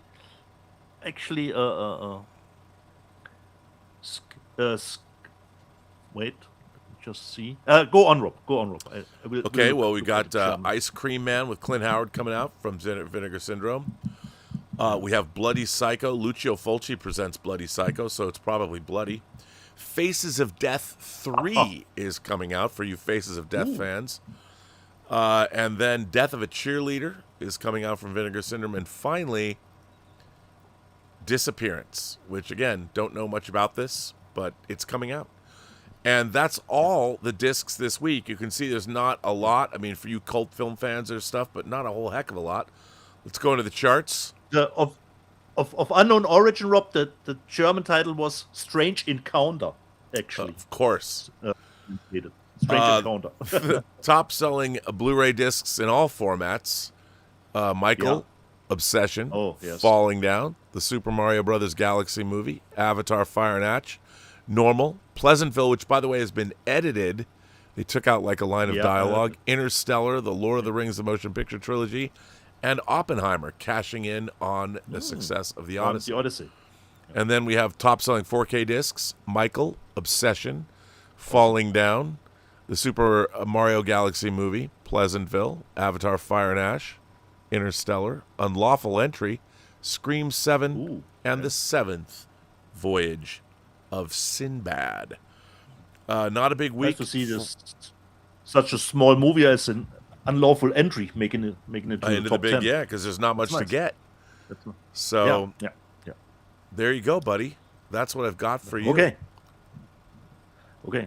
Rob, if you want to take a short break, because I have 3 episodes of Let's Get Physical Media live chat to go through, so it is a little bit longer probably than usual. Oh, but I I'm hope here. I condensed. I don't need to go anywhere, so I'll. But I hope I condensed it to the most important stuff.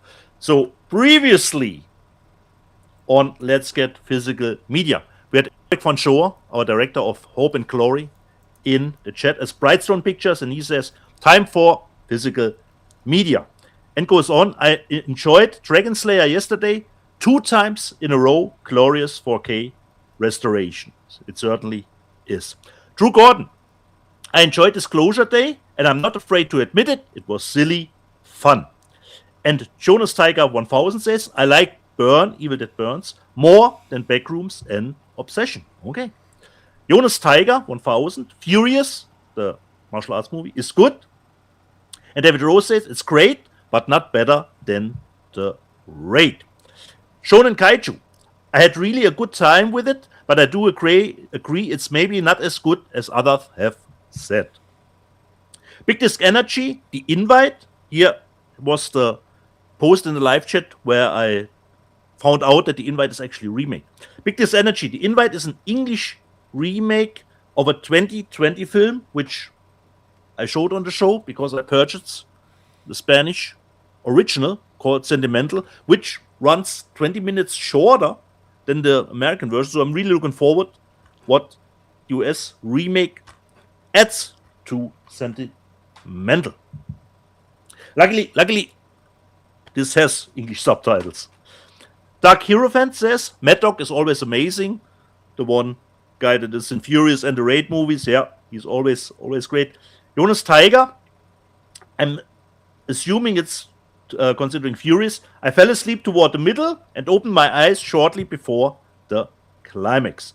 Jonas Tiger, just can't bring myself to see Sheep Detectives. And Valiant One says, The Sheep Detectives is a solid movie, but not one of the 10 best in my opinion. And I'm certainly in the same ballpark as you, Paul. But Eucalyptus says, Sheep Detective is peak cinema. The Alex Sorber, I watched that Arrow 4K of To Live and Die in LA yesterday, and the movie is still great. That's goddamn right. GA First, damn right. GA First, They Will Kill You is in my top 5. Yes, Dieter. You and I, sir, park our shuttlecraft in the same shuttle bay. Shonen Kaiju, I love the drama. The movie is Robert Pattinson and Zendaya. Still one of the best of this year. Yeah, for me too. The drama was great. What a year has Zendaya, Rob? The drama. I know. You know, And the Spider-Man, Odyssey, Insane Spider-Man. Dune is coming out. Yeah. And she's got Dune Dune 3 coming out. out. Insane. Drew Gordon wants to know, has Dieter seen Teenage Hooker who became a killing machine? It's Korean and old now, from 2000. I have not seen that movie. It never came across my table. Teenage Hooker who became a killing machine, but sounds actually right up my alley. Drew Gordon, it's basically a low-budget Korean Nikita ripoff. Okay. Shonen Kaiju says, Place of the Guardian, I showed that edition from Yuan Wu Ping, was better than the Furious Zone. That's nice to hear. Max was on the show and talked about, of course, Noir and the Cherry Cotton ones. And I remember those Cherry Cotton small paperbacks from back in the day. And Altmetall says Cherry Cotton was quite popular in Germany. Yes, he was. Captain Finity Time Travel Police wants to know, Rob, is Max casting an editorial eye on Rob's horror novel? I don't know I don't think it's a horror novel. No, but Rob it is. It is. I'm working on two different. I can chime in on here. Yeah. I'm working on two different books. One is the nonfiction book on Star Trek called The Future is People. And then there's Demon Speeding, which is my horror novel that I've kind of put aside till I finish this book, the Star Trek book. Yeah. Has Max an eye on your No, stuff? I haven't sent it to him. I haven't done that. Yeah. Okay. Yeah. Keely Chow, 4569. Hey, everybody. Good afternoon from Huntsville, Alabama. It's always nice when people are new chiming in where they live. And we have, of course, Max. I didn't get around to it, but I will watch I Love Maria at some point, giving it a second watch. But I have Drew Gordon in the live chat, and he says, Sui Hark, acts in it. They talk about it in a commentary track I listened to recently of another Sui Hark movie, wherein he acts. Apparently, it goes in two directions, and Hark eventually shepherded the final cut. Yeah, that's somehow you have to feel, considering I Love Maria. You by now says, I wonder how Dieter feels about the story of Ricky. Classic, cult classic story of Ricky. I'm still amazed when I always watch it again, how still the scenes when I saw it the first time are still just as funny and over the top trashy when I watch them now. So it didn't fall down any point in my rating. Brian Knight, Robert, have you ever been invited to the Criterion Vault and asked to pick out movies just like the real stars? Most just pick the pretentious titles. Are there any other titles in the Criterion closet, actually? There actually I don't think Rob... Oh, there are. Okay. SALO is in there. Yeah, I know, Rob. From the Criterion closet. But it would be nice to see what Rob will be picking. But Rob will be probably going, I take everything from the shelf here. The thing is... in my little bag. I've never been invited, but the thing is, I have most of the Criterion titles that I want. Yeah. There are very few that I don't own that I want. Correct. So. It was nice the comedy sketch with Dennis Quaid, where he wasn't the Criterion, but it looked like the Criterion closet, and there was stuff in the wrong shell. Was great. You by now says banger collection, but I'm hearing is a lot of disk errors. Can Dieter confirm this? He's asking about the Jackie Chan box. I didn't encounter any problems with the set so far. So all 4Ks played here, had no problems with stop or freeze. So far, I'm only two left. So far, I have no problems with the discs in this set. Andrew Gordon says, all will be better in the original cuts, I expect. Yeah, you should watch, of course, the original cuts when it comes to the Shaggy box. Adventure Square saw The Furious recently.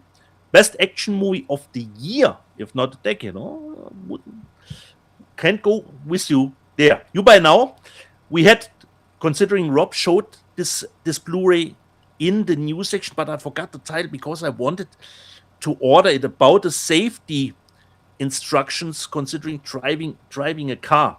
And you by now says we had train safety horror videos in elementary school. I was terrified. I don't remember the title, Rob, but I need to order it. And then Jonas Blue, I don't know what the title was. Oh, no.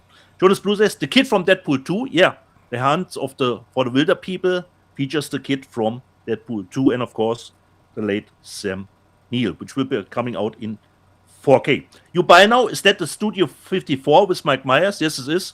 Rob showed the Vinegar Syndrome edition. Channel Surf. We really loved Sheep Detectives. Great movies are still being made. They certainly are. The Alex Sorber, Takeshi Miike, is always fucked, and that is why we love him, certainly. Can't wait for him what does he do? A remake of the Bad Lieutenant? I think He's it's coming. he's also got Bad Lieutenant Tokyo coming Yeah, out. the remake. The remake. I for Bad can't Lieutenant. wait to see Looking it. for, yeah. So Yeah. What he does with that. Channel Surf. Even being retired, I don't have enough time to watch the movies I want to see. Yeah. I certainly can attest to that. Adventure Square, one Battle of the Planet of the Apes after another, is a movie I'd love to watch. And me too. Techniques 1. Campy has been making terrible arguments about the Odyssey. And Alex Sorba says, as a Canadian, I disown Campia. As a Greek, I want him to see a psychiatrist. Biggest energy. I crack up every time Dieter says, bad Canadian kid. Yeah, but do the maths. The math, biggest energy. It can't be all good. One has to be the bad Canadian kid, okay? Which do you think it is, okay? And Technique 1 says, unfortunately, my theater is historic, so I can't see it in IMAX, but I'm going. Speaking of the Odyssey. And you certainly can. Adventure Square. What's the team with the giant blonde guy? Because back 3 weeks, we still had the soccer World Cup. This was Norway. In Norway. Unfortunately, Norway didn't make it. Lord Horst says, England, France would be epic. Yeah, that would have been an epic final. Bateman 1405. Mad, the Odyssey was okay. I really don't understand the praise it's getting. Was it a bad movie? Not at all. But I just don't see what was so great, mind-blowing about it. Perhaps after a second watch, we'll find out. Poland says, I was very disappointed in the sound and score. Not legendary or memorable like most Nolan flicks. Gungan says, Nolan's got to stop filming in IMAX for the whole film. The format is holding him back. Yeah, I said it. You and I park our shuttlecraft in the sea. Shuttle Bay. Roy Nasser. My local theater is showing the Odyssey and it's not IMAX. Rhaegar Targaryen Prime. I like the Odyssey and I'm seeing it again with friends. Paulin says, I watch it on a regular screen and I know I missed a lot of that frame. Certainly. But I still had a good time with it. Paul says, Paulin 5042. I wonder how they will do the home release. I would expect 178 or 185, which they did for most IMAX who couldn't show the original aspect ratio. I don't think we will get the 1:3:1 on physical media as a home video release. I can't imagine they're doing that. So they will do the compromise for it. Just assuming that. Kangan, whether viewed in IMAX or on an iPad Nano, a good movie is a good movie. Hilo Grim, where can we donate for an English course for Dieter? That ship has sailed. You got to deal with what you get here, you know. No changing that wacky accent. Major Chai Chai, To Live and Die in LA. Is that Rob's favorite or what? Well, it's certainly up there as we showed the vinyl with the soundtrack.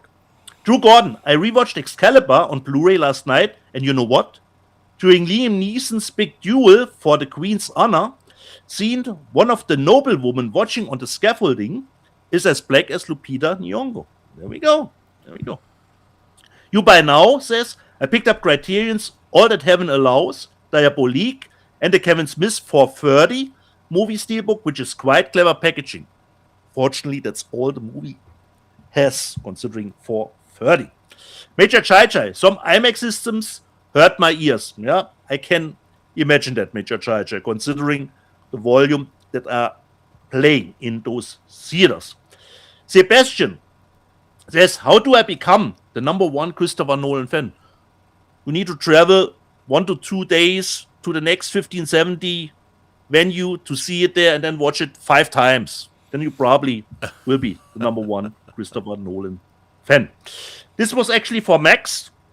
Hopefully I can ask him this next week. Brian Knight wants to know, please ask Max if he plans to show the OSS 117 series of spy movies to his grandchild. That would be a great addition to the 007 series. Indiana Jake.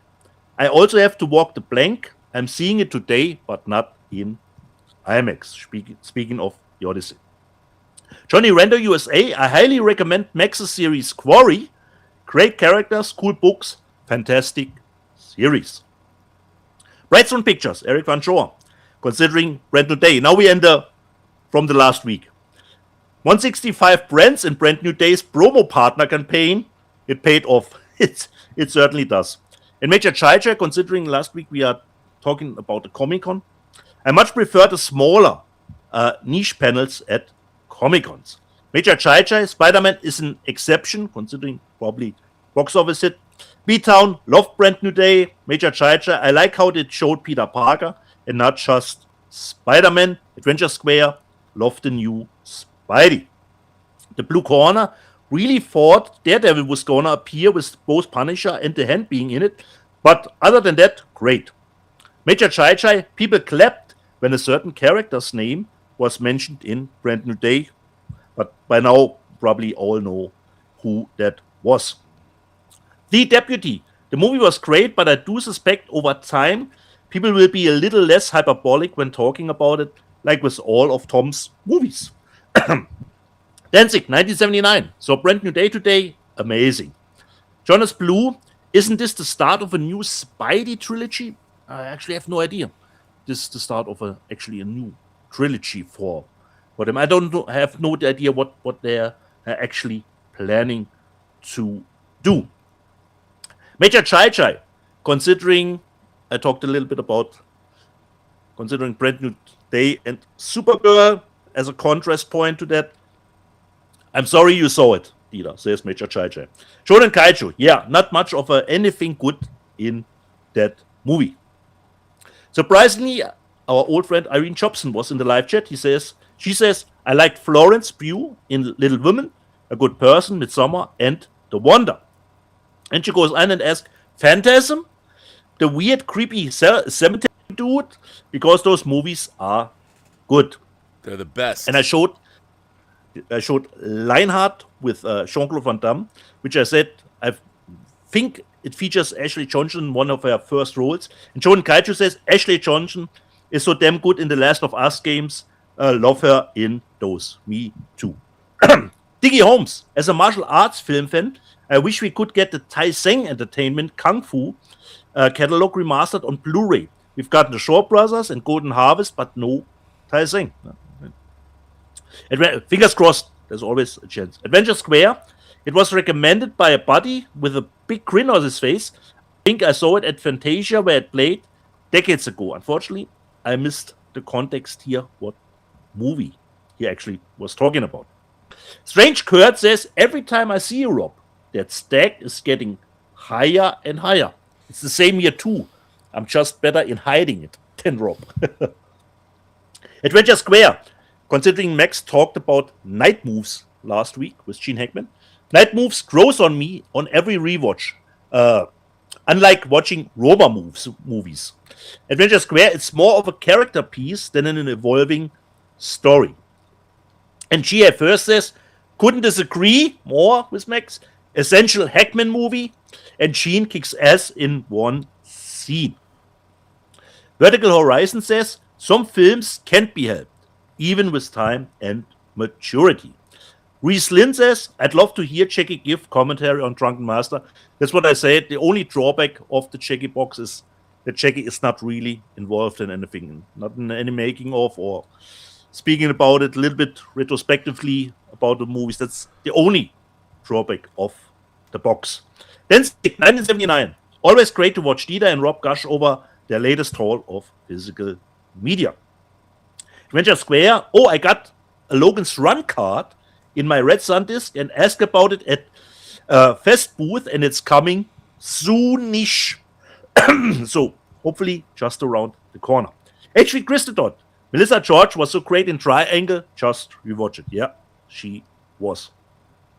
And Captain Finity Travel Police asked something very strangely, considering Kill Bill. Does it restore the fight scene in color as original, only available in Japan? Yes, it does. Albital answered. It's basically the Japanese version cut together minus the cliffhanger, plus Altmetall, a longer animated sequence. The animated is longer. Blue Corner, Lionsgate sucks for not want to ship outside the US and make Furious site exclusive, trying too hard to be a boutique label. Johnny Render USA, loved the packaging on the Lionsgate edition of The Conversation, just got the Kill Bill package, and it's terrible. Plus, it's one movie now. It should be on one discs. But Roulard countered that with, if Kill Bill was one disc, it would look like ass. Way too much compression. 2 discs is the right goal. And considering, for me, Kill Bill, even if it's now the whole bloody affair, for me it's always 2 volumes. HV Christadot, I don't need to see SALO. I'm sure it's great. It is, HV Christadot. It is. Alpidal, ha ha ha. Just everyone is talking about that video nasty from the past. I know I don't need it at all. Yeah, you don't. But I wouldn't count it actually as a video nasty because it stems from the time before the VHS era. So I wouldn't actually call it a video nasty. Reeled on Fine Art, SALO is about the horrors of living under fascism. Quite pertinent today. And he goes on and says, good on you, Dieter. Pasolini was a genius. Danzig, 1979. To sum it up for Dieter, SALO is not a coffee and cake movie. Then we have HV Christadot. Added Sayara to my watch list. As you should. As you should. Big This Energy. Did they show the Kill Bill box? Yes, today, but not last week. HV Christadot. Man, how can you how do you remake the coffee table? Blasphemy. Yeah, I know, but can everyone know? Probably. You can do it. You can do it. Haven't seen the Turkish remake of it. And Captain Finity Time Travel Police says, is there a coffee table book, I wonder? That would be certainly the right edition for that movie. Channel Surf, you were hammered? What else is new, Rob? Enrique Calabar says, Tubi has Sayara, so the American streamer has Sayara, but with commercials. So if you want to give it a look, it is on Tubi. But I would say Sayara is a movie where commercial breaks are really doing a disservice for the movie. If I would say on Tubi is Masters of the Universe with commercial breaks, yeah. But Sayara is really dense here to have commercial breaks at some parts of the movie. You can give it a watch, but here the commercials, I would say, really hurt that movie. If you would watch it with commercials. Major Chai Chai then gives us the best line ever. And it should really be the motive, at least for me, for Let's Get Physical Media. It's not good. It's not good at all. I'll probably buy it. You're certainly right on that front, Major Chai Chai. And she says, yeah, the Frighteners, because Rob had the Frighteners in the news section from Arrow. HV Christadot, Frighteners is very solid. The ghost humping the mummy is a bit tasteless. And BCH says the Frighteners is awesome. The Blue Corner Rob had in the news section, I believe it's called the Video Store collection. And I was surprised to see Joshua Tree in the movie with Dolph Lundgren. And the Blue Corner says, would have loved a 4K of Joshua Tree. Me too. And the last one, Rob, then I'm done for it, is from Rufio 6789. He says, you deserve to be more successful, Rob. Just saying. The live chat, Rob. Well, that's very nice. I appreciate that. But I'm working for success every single day. That was the live chat for 3 weeks, Rob. That's amazing. After we didn't do it last week. Can you believe that we might finish this show in less than 2 hours? Yeah.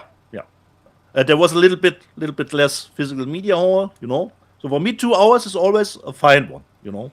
It is true. A nice mark to hit. But it always depends on how much stuff we have to discuss and, of course, how much editions we have to show, you know. It's true. It is And true. what our headliner contributes to our show. That's good. And I think that this was a good show. Yo, Yeah. Joe. Certainly. And on that note, Certainly. I think we Yeah. can. Perhaps a super chat drop came Oh, in. you know what? There might be super chats. I've been. Oh, big disc energy says "Ich liebe dich." Yeah. I love you. I love you. Thank you. 8-Bit Sight says originally Brand New Day was supposed to come out after Doomsday. No spoilers, but would that still have worked? Marvel's crazy for not taking the 1211 IMAX. Probably. That's an interesting. Because Brand New Day has really no ties to what's happening in Doomsday, Rob. Because people were probably a little bit surprised that there are not big ties in that movie to Doomsday. Right. At all. But it's what's interesting is that I can't. I don't know if I can say it. I was saying it last night. Thin ice, young man. Thin ice. Yeah, yeah. So, but it's going to be interesting to see where that goes. Yeah. What does Thomas Logan says? Why do I have to explain to you why Satan Tango? Or I don't even know if I'm saying that right. I've always said Satan Tango because that's kind of how it's spelled. Okay. It probably, okay. Satana. First of all, dude, the movie's 7.5 hours long. It's but there could be some pacing issues with that movie, Rob. Well, are you telling me that? Bela Tarr is known for these really long takes. Okay. And it's set on a farm in Hungary. Okay. So it is a working day on a farm, Rob? Pretty much. Is it that? And it's okay. Well, it's sort of a what would you call it? Like a meditation on post-communist life, but it's all about like depression and despair and it is for a rainy day. So for a rainy day, and I have to tell you, it's quite an experience. I mean, it's to be fair, it's the only. Rob, could you make it episodic and say 1 hour each day for a week? Well, I don't think you'd ever get through it that way.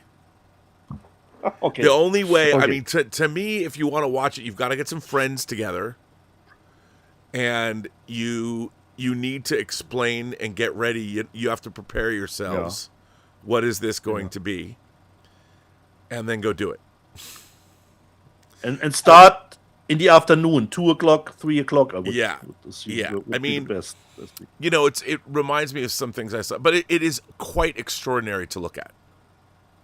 I mean, it is an amazing, but it's it's like the Antonioni's Ennui trilogy, which you could probably watch all three of them before Satan Tango's over. Yeah. So you could certainly watch all three original Star Wars movies before the movie's over. So Rob, on that movie where there are no producer notes, could we cut it a little bit? Well, no, you're looking at a world that's very, very different. I mean, it's okay. And to be honest, it's the only Bela Tarr movie I've ever seen, and the only reason I saw it was because Roberto Suarez sent it to me. And I didn't do the research. I just started watching it. I'm like, what? Okay. Wait, what? Yeah. Then I had to stop and go back and give myself an education. Like, what is this? Tell me about it. But I am going to buy the Curzon box set of his work. Okay. 7 hours. 7 hours. 7 hours. Is it, Rob? Is 7.5 hours. Considering world records, is this the longest movie ever? That's good. I don't know. Hang on. Let me use the new. Just on a curiosity. It's got to be something like an Andy Warhol movie or some shit like that. Oh, okay. Oh no. According to the interwebs, the longest film ever made is the 2012 experimental conceptual piece, Logistics. Okay. You're going to love this. With a... Let it out. I'm not kidding. I'm just reading what's on the internet. With a staggering runtime of 51,420 minutes, or 857 hours, or 35 days and 17 hours. Created by Erica Magnuson and Daniel Anderson, it traces the reverse chronological journey of a pedometer from a store in Stockholm back to its manufacturing plant in China. It actually doesn't sound. It does sound actually a little bit interesting, I have to say. Okay, you know what? I'm going to throw a gauntlet down, Dieter. I dare Thomas Logan to watch it. Let's see how much of a cinephile he really is. Yeah. I dare you to watch Logistics. Mistake, Rob. Thank you for helping me out here. If you haven't seen that movie, the gauntlet has been thrown, Thomas Logan. Logistics from Holy 2012. I want you to watch all 35 days and 17 hours of it. I mean, think about it. If you slept, I mean, how long would that take to... It would take you... If you slept and you... I mean, it's going to take you at least... I would imagine it would take you probably three months, maybe? Yeah. To watch. I mean... Certainly. Well, Thomas... Get right on that, son. Let's see what you can do. Right on it. Make me proud, Thomas Logan. Proud. You have to see it as a cinephile. I mean, Nice. I wonder if Nice. here I'm going to give an addendum to that. He has to finish it before Doomsday comes out on December 18th. There you go. You're on the clock. You're on the clock now. You're on the clock now, my friend. No. So there you go. That was That's nice. it. That was nice. So, I'm good with a 2-hour show, Rob. And I say, jede Person, die du triffst, hat eine Geschichte zu erzählen, die du noch zu hören hast. Alles, was du tun musst, ist zuhören. I want to thank the moderating staff and everybody that's here. I want to thank everybody who generously supports this channel via super chats and tips. I want to thank Dieter Bastian and Max Allen Collins for being great co-hosts and great guests. And remember, every person you meet has a story to tell that you have yet to hear. And all you have to do is listen. Yes. And on that note, I say to everybody, have a better We will day. see you next week when we are assuming Spider-Man brand new. And They will tonight, my cross friends, the 2 billion. tonight we're Yeah. 5 hours away from the House of the Dragon finale. House of the Dragon final episode. Can't wait. Indeed. Can't wait. All right. And I love, Rob, that they always do the little bit behind the scenes about the episode after it on HBO. I love I that love those actually. too. They dive a little bit into each episode. 100%. A little bit further. Very exciting. So, see you next week. There Boys it and girls. goes. I will see you next week, my friend. There we are.